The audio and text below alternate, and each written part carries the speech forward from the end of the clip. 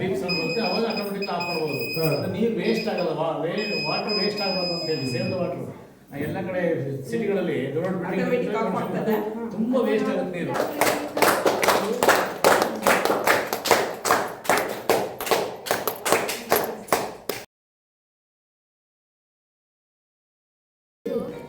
ಮನೆಗಳಲ್ಲಿ ಮೋಟ್ರು ಬಾವಿಯಿಂದ ಹೇಗೆ ನೀರೆತ್ತುತ್ತೆ ಅಂತ ಇದರಲ್ಲಿ ತಿಳ್ಕೊಬಹುದು. ಓಕೆ,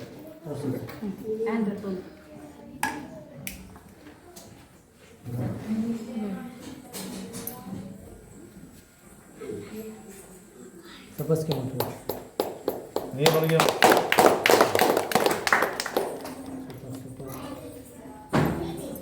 ಬಾವಿಯಿಂದ ಸಿಂಟೆಕ್ಸಿಗೆ ನೀರು ಹೆಂಗೆ ಡಂಪ್ ಮಾಡ್ಬೋದು ಅಂದರೆ ಮಿನಿ ಮೋಟರ್ಸ್ ಮಾಡಿದ್ದಾನೆ. ಸಬ್ಮರ್ಸಿಬಲ್ ಮೋಟರ್ ಟೈಪ್ ಇರುತ್ತಲ್ಲ, ಆ ಥರ ಪ್ರಾಜೆಕ್ಟ್ ಮಾಡಿದ್ದಾರೆ.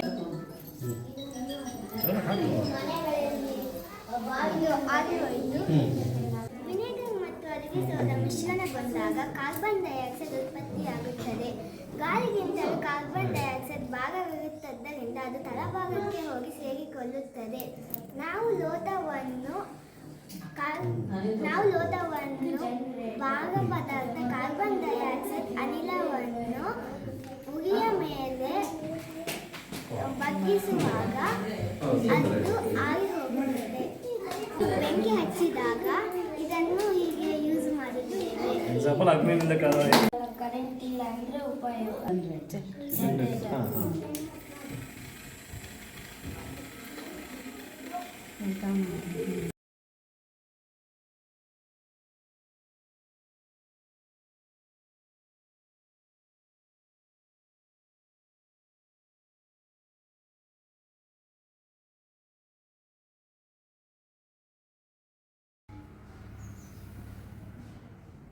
ಈಗ ನಾವು ಗಮನಿಸಬಹುದು, ಈ ನಿಂಬೆ ಹಣ್ಣು ಮುಳುಗುತ್ತಿದೆ.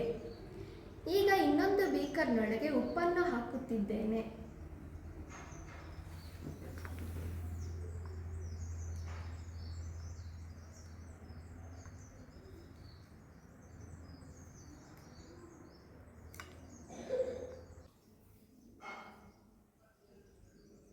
ಈಗ ಈ ಮಿಶ್ರಣ ಮಾಡಿದ ಉಪ್ಪು ನೀರಿನಲ್ಲಿ ಒಂದು ನಿಂಬೆ ಹಣ್ಣನ್ನು ಹಾಕುತ್ತಿದ್ದೇನೆ.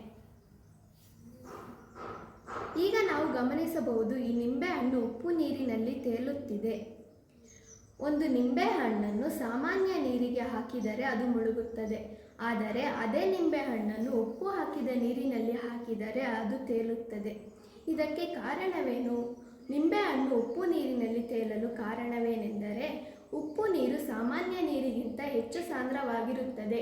ಏಕೆಂದರೆ ಉಪ್ಪು ಸೇರಿಸಿದಾಗ ನೀರಿನಲ್ಲಿ ದ್ರವ್ಯರಾಶಿ ಹೆಚ್ಚಾಗಿ ನೀರು ಹೆಚ್ಚು ಭಾರವಾಗುತ್ತದೆ. ಇದರಿಂದಾಗಿ ನೀರಿನ ಮೇಲ್ಮುಖ ತಳ್ಳುವಿಕೆ ಹೆಚ್ಚಾಗುವ ಕಾರಣ ನಿಂಬೆಹಣ್ಣಿನ ಸಾಂದ್ರತೆ ಉಪ್ಪು ನೀರಿನ ಸಾಂದ್ರತೆಗಿಂತ ಕಡಿಮೆಯಾಗಿ ನಿಂಬೆಹಣ್ಣು ತೇಲುತ್ತದೆ.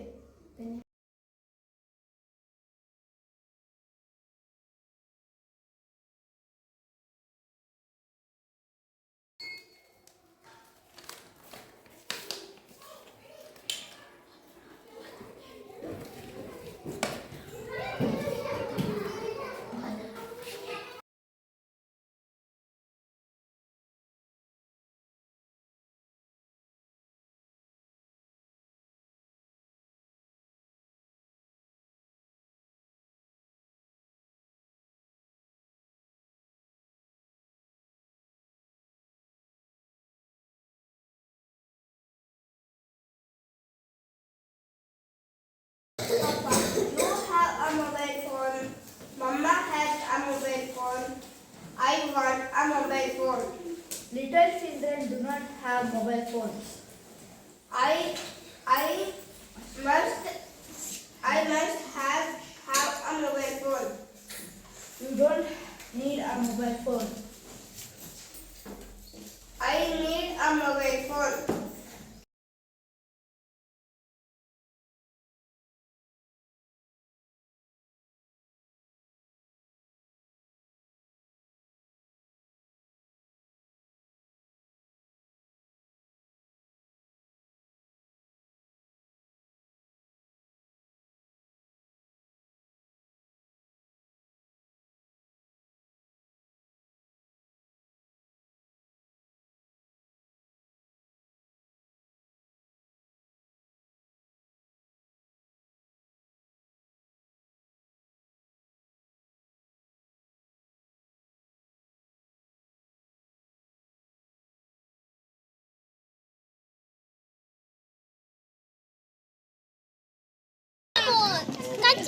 10 ಕಲ್ಲುದ್ದ 30 ಇದು 5 ರೂಪಾಯಿದಿದೆ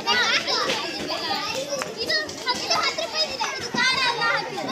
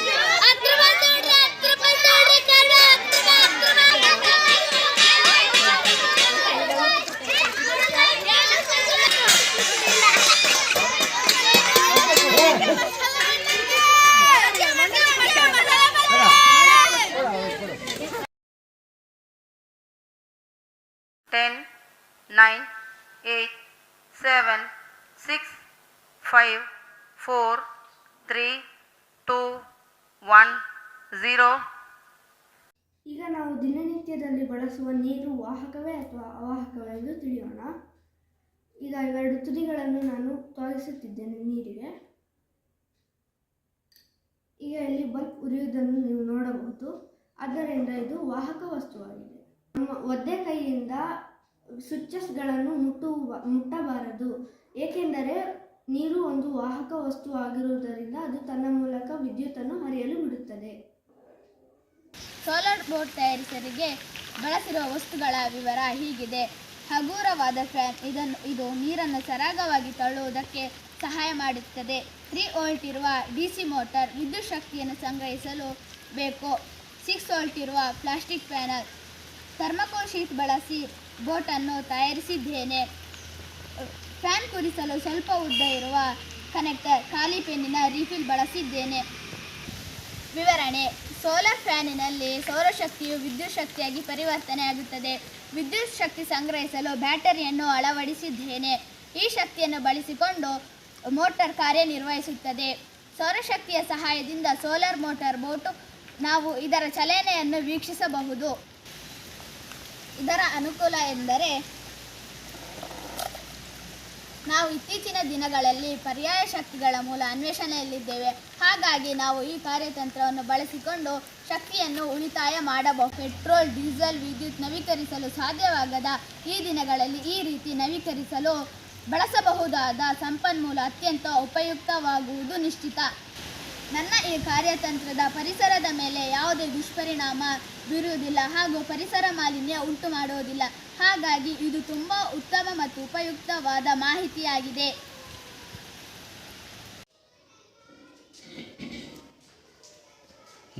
ಇದು ಇವಾಗ ಇದಲ್ಲ ನಿಂತಲ್ರ ನೀನಿಲ್ರ ಲೈಟ್ ಆಫ್ ನೋಡು.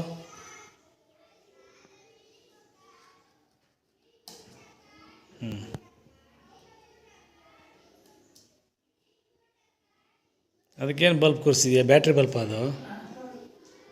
ಇದಕ್ಕೆಲ್ಲ ಫುಲ್ ವೈರಿಂಗ್, ಸುತ್ತ ವೈರಿಂಗ್ ಮಾಡಿ ಮಧ್ಯಕ್ಕೆ ಮಾತ್ರ ಮಾಡಿದ್ಯಾ?